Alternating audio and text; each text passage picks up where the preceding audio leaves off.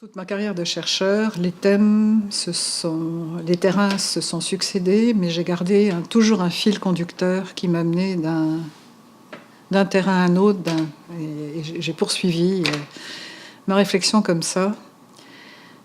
Et j'avais donc travaillé sur l'adoption internationale, et j'avais constaté effectivement le manque d'enfants crucial partout en adoption internationale. Et en même temps que l'adoption, il y avait quelque chose de nouveau quand même qui agitait. Enfin, c'était la procréation assistée, médicalement assistée.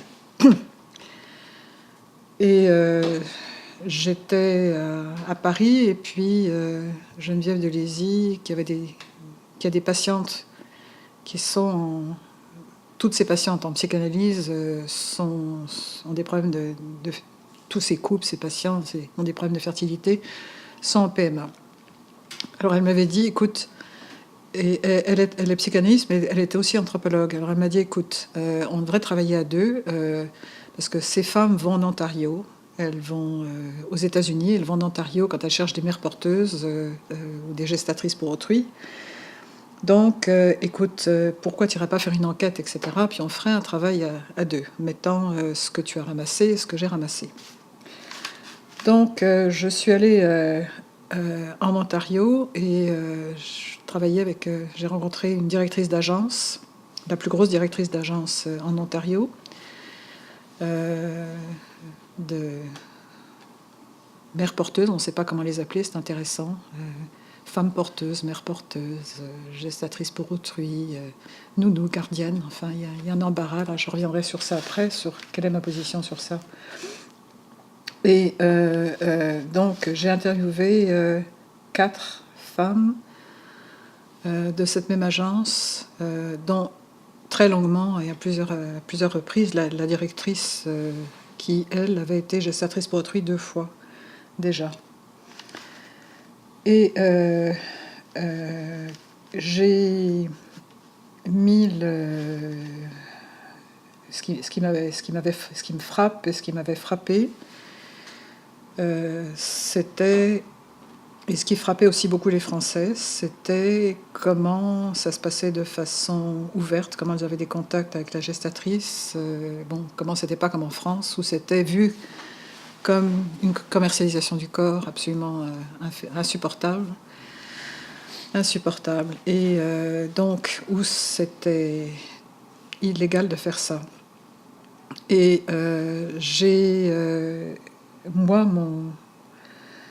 mon créneau, c'était, du côté de ces femmes qui se prêtent à cette expérience, qui sont-elles et pourquoi, quelles sont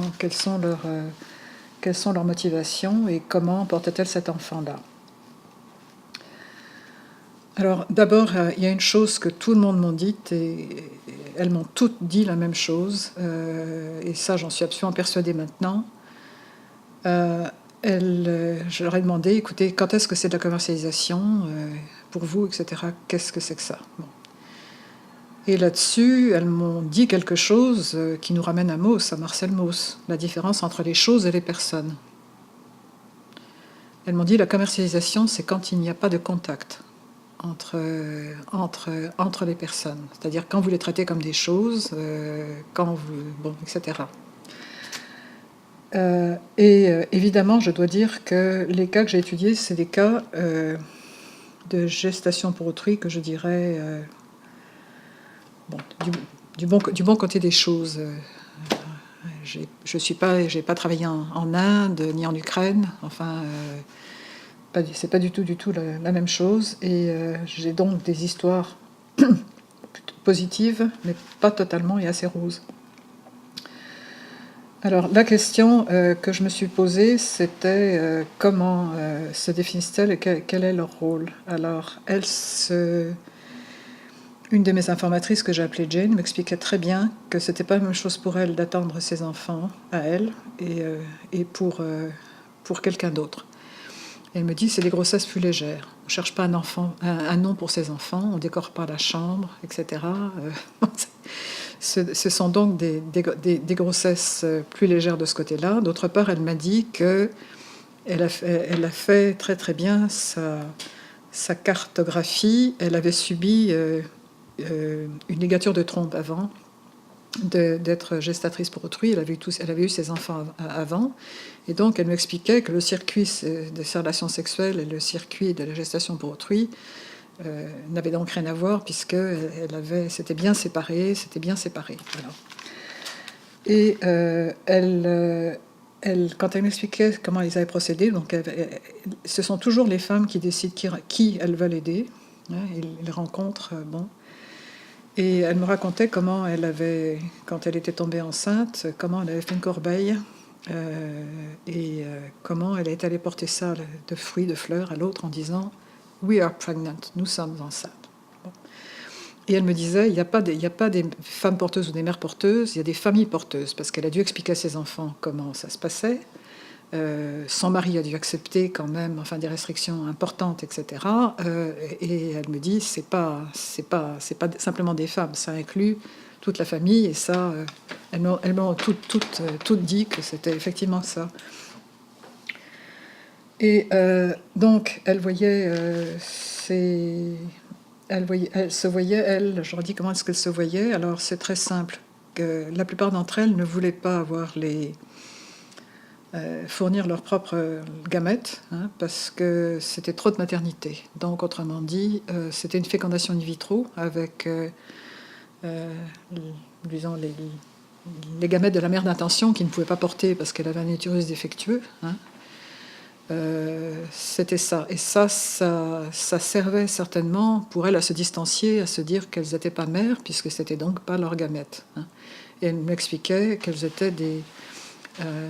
I'm the guardian, je suis la nourrice, la nounou, enfin c'est comme ça qu'il s'appelait.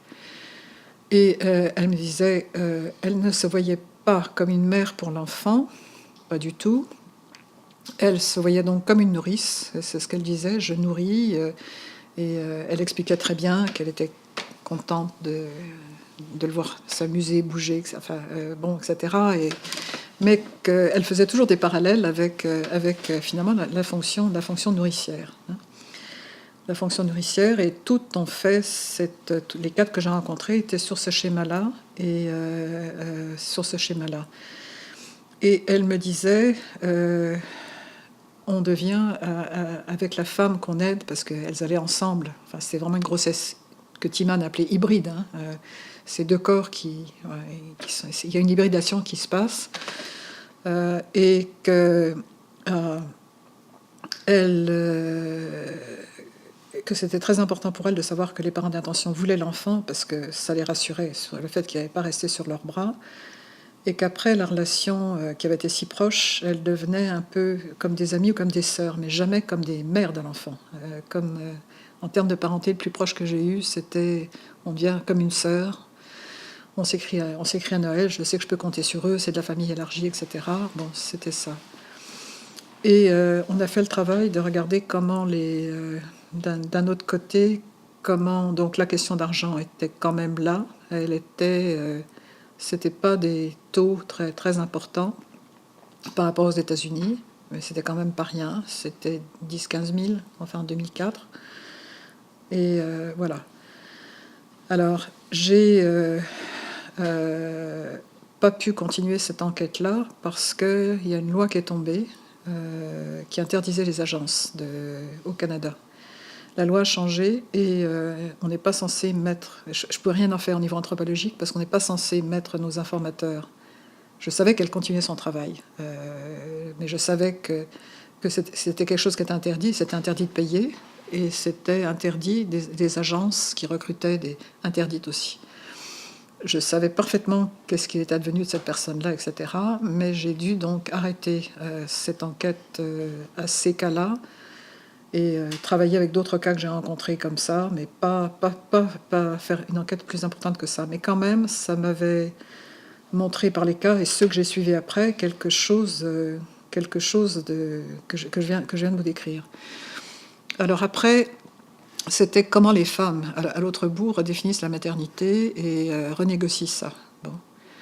Alors évidemment, quand elles ont fourni leurs propres gamètes, elles insistent sur le génétique, hein, elles insistent beaucoup sur le génétique, et sur la ressemblance, et que donc la parenté c'est ça, etc. Et que donc c'est une gardienne, c'est une nounou, voilà. Une amie très proche, presque comme une sœur, mais c'est ça. C'était beaucoup plus problématique quand on devait faire appel à une donneuse d'ovocytes, parce que là, la maternité était subdivisée en 3 et pas en 2. Et ça les cas que j'ai suivis ne sont pas bien passés. Le cas que j'ai suivi, c'est pas bien passé.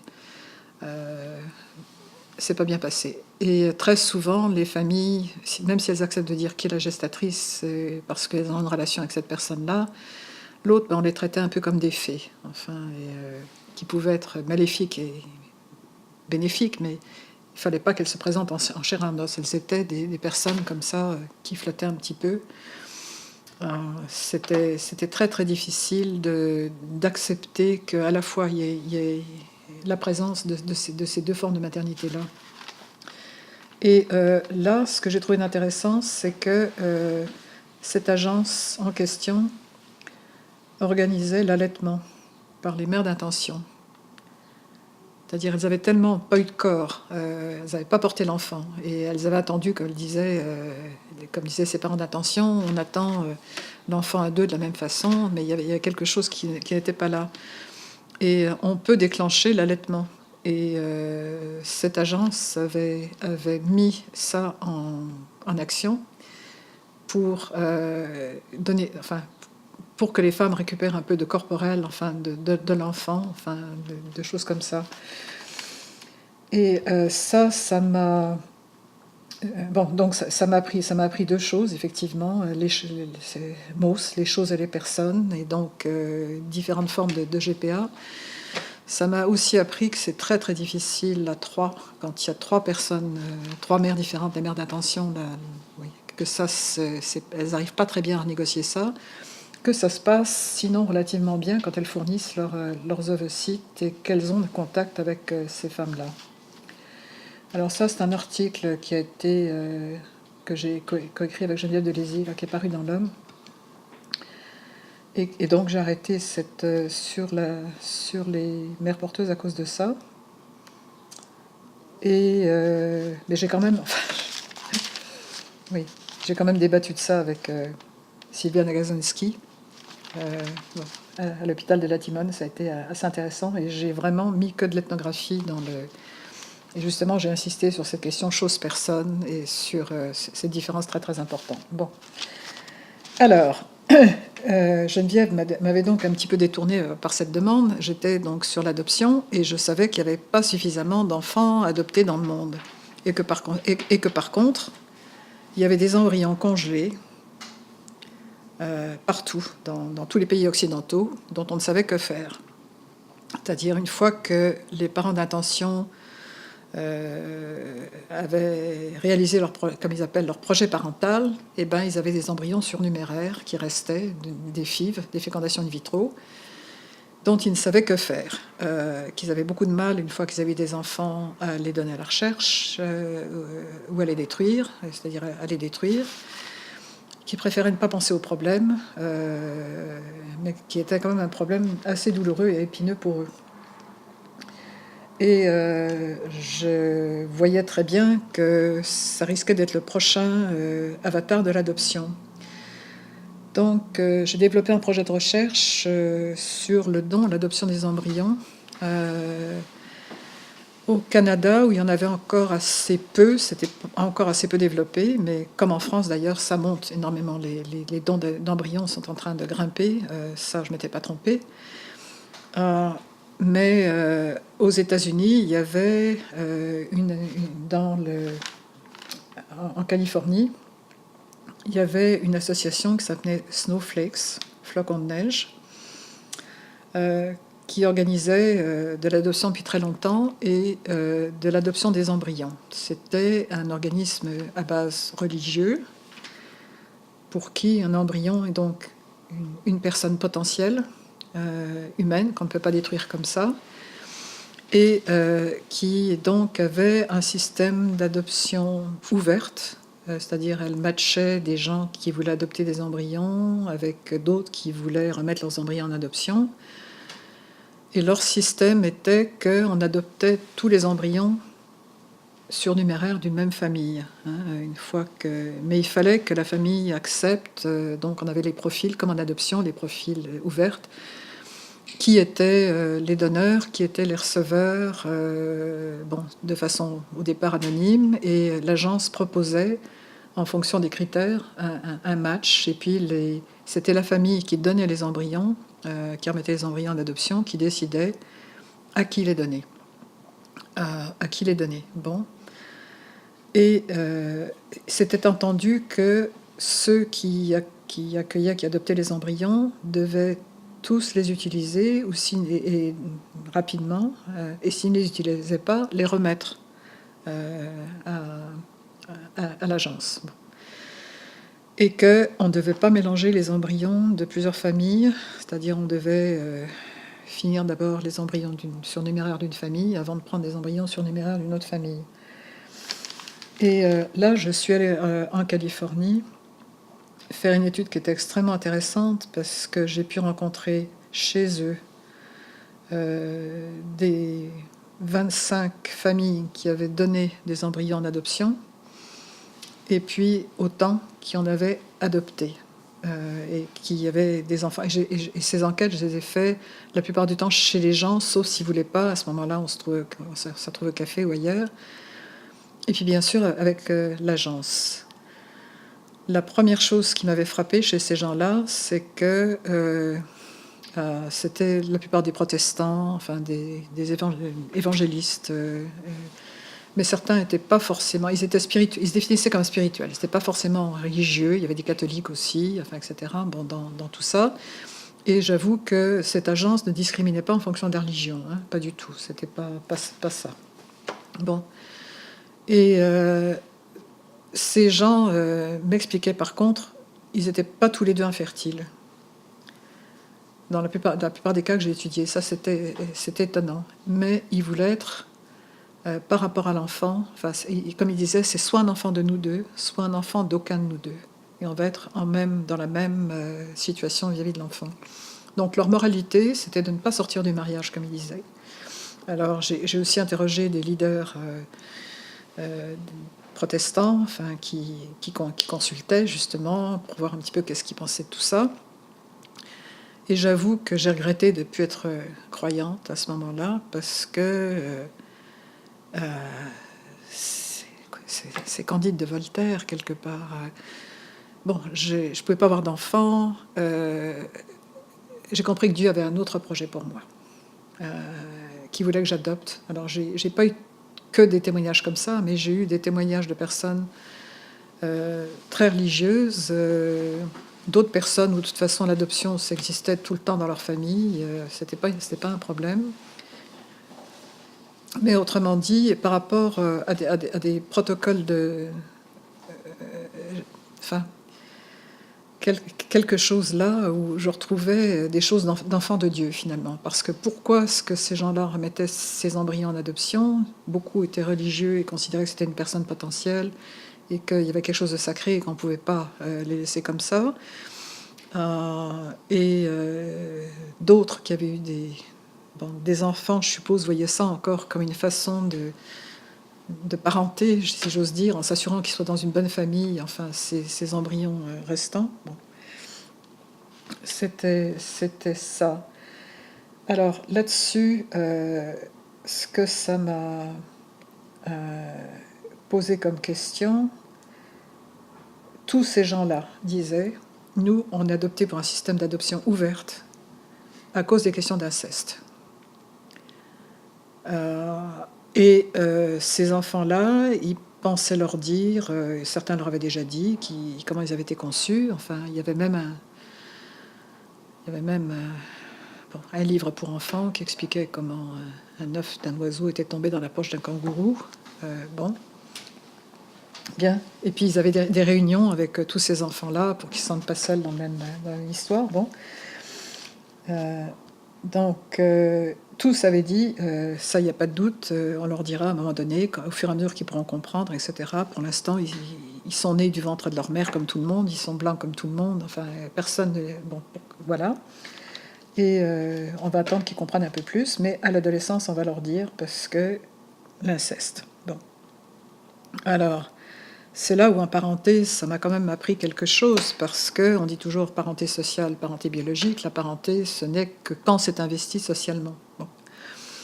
Et Marilyn Strathern avait bien dit que bon, la connaissance, hein, connaître les origines, c'est un prérequis de la parenté. C'est pas forcément suffisant, mais c'est en tout cas un prérequis. Une fois qu'on sait qui c'est, on ne peut pas revenir en arrière, on ne peut pas dire mes parents, mes géniteurs, ce ne sont pas eux, c'est des autres. Une fois que vous savez qui c'est, il n'y a pas de retour en arrière comme ça. Bon. Et là, c'est ce que j'observe dans mes études de PMA et ailleurs, enfin cette question de l'inceste qui ressurgit de façon très très intéressante. Donc, ils vont se rencontrer. C'est l'enfant la plus âgée que j'ai rencontrée, elle avait 9 ans. À cette époque-là, elle avait déjà parlé aux médias. De toute façon, elle savait très bien. Et moi, j'avais interdiction, d'après mon protocole de recherche, d'interroger les enfants. Mais j'en ai vu plusieurs, enfin, pas mal même, d'enfants. L'autre chose qui m'avait intéressée, c'est à quel point ces gens-là étaient intéressés à avoir un nombre suffisant d'embryons pour avoir des frères et des sœurs. Et en l'absence de lien de consanguinité entre parents et enfants, ça renforce la famille, hein, d'avoir des enfants qui sont consanguins entre eux, hein, qui sont frères et sœurs génétiques entre eux. Bon. Si vous réfléchissez à la génération d'après, ils sont comme tout le monde. Hein. Les enfants de ces embryons adoptés sont en situation normale, c'est une situation de rattrapage. Et donc, ce que voulaient ces couples, c'était having the pair, en avoir deux, et les jumeaux, c'était magnifique, 2, 3, etc. Bon. Donc, c'était intéressant de voir, et je pense que c'est le cas maintenant, la germanité va devenir une question fondamentale avec la PMA. Pourquoi ? Parce que dans cette enquête, il y avait non seulement l'histoire que ces gens-là vont éventuellement se retrouver et former peut-être des familles élargies une fois qu'ils vont être grands, on ne sait pas, il faut les suivre, hein. Mais aussi parce qu'on avait des formes de germanité, mais jamais rencontrées avant. Il y avait des choses qu'ils appelaient des batch siblings, des frères et sœurs d'étuve. Parce que des embryons créés en même temps dans le petit plat, hein, dans l'étuve. Certains avaient été implantés dans une famille et d'autres, mais ils ont été conçus en même temps. Donc, ça posait la question, sont-ils des jumeaux ? Alors, on parlait de jumeaux d'étuve parce qu'ils sont nés en même temps. En même temps, il y en a certains qui étaient nés, dans certains cas, à 10 ans d'écart, hein, tout en ayant été conçus en même temps. Alors, bon, ça gênait les familles de parler de jumeaux dans ces cas-là en disant oui, techniquement, ce sont des jumeaux, mais ils parlaient plutôt de jumeaux quand ils étaient nés dans la même famille de la vraie mère. Là, hein. Il y avait aussi quelque chose d'autre. Quel âge ont-ils comment compte enfin, ils blaguaient des fois. Il y avait un enfant qui était précoce, etc.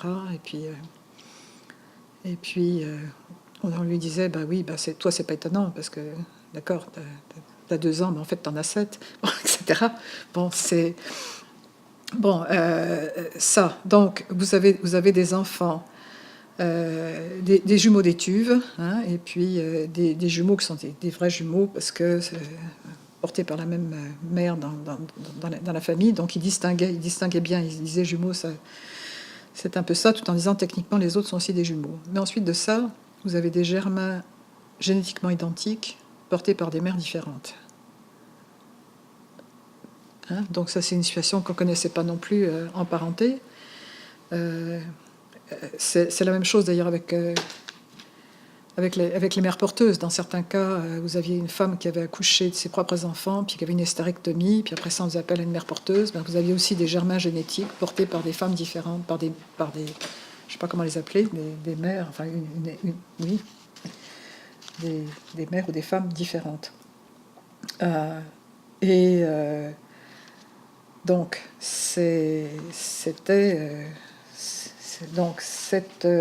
travail sur l'adoption des embryons m'a ouvert tout un champ de recherche sur la germanité, qu'on n'a pas étudié vraiment.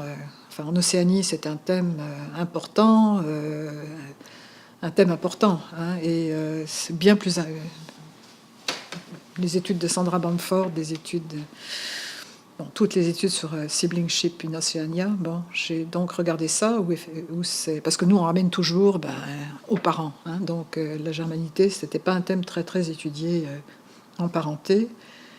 Et je crois que maintenant, c'est un thème fondamental, parce que ce soit dans les familles recomposées,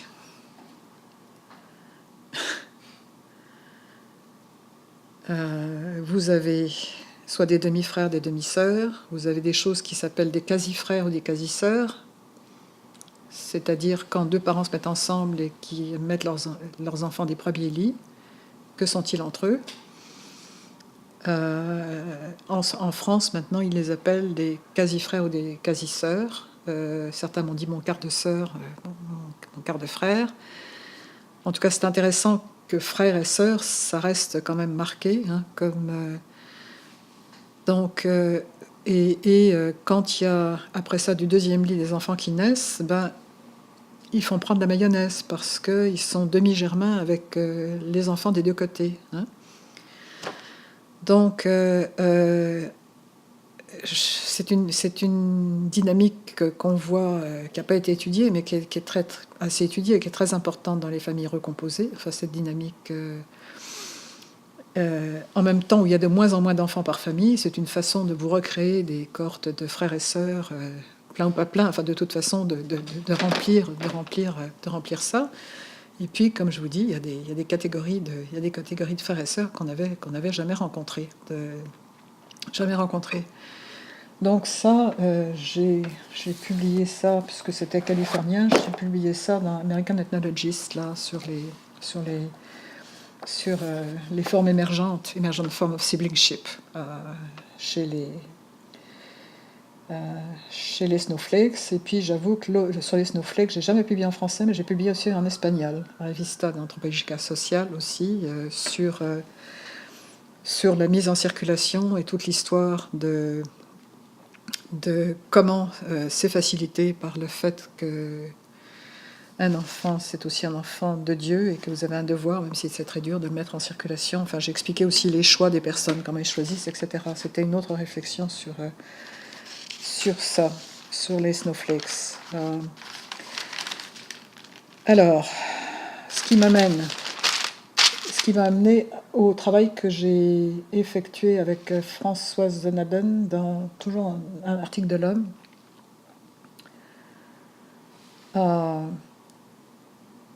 qui s'appelle Parenté sans sexualité, et qui est une réflexion un peu plus générale sur la parenté en général et sur les formes de parenté qu'on rencontre maintenant. Parce que dans les familles recomposées, les beaux-parents n'ont aucun hein, génétiquement, ils ne sont pas apparentés à leurs beaux-enfants. C'est pas comme ça qu'ils ont été conçus. Bon, ils les intègrent comme ça. Donc, dans les familles recomposées, on retrouve cette dynamique-là. Hein, on retrouve cette dynamique de recomposition avec des enfants que vous n'avez pas engendrés et dont vous êtes beaux-parents. Voilà.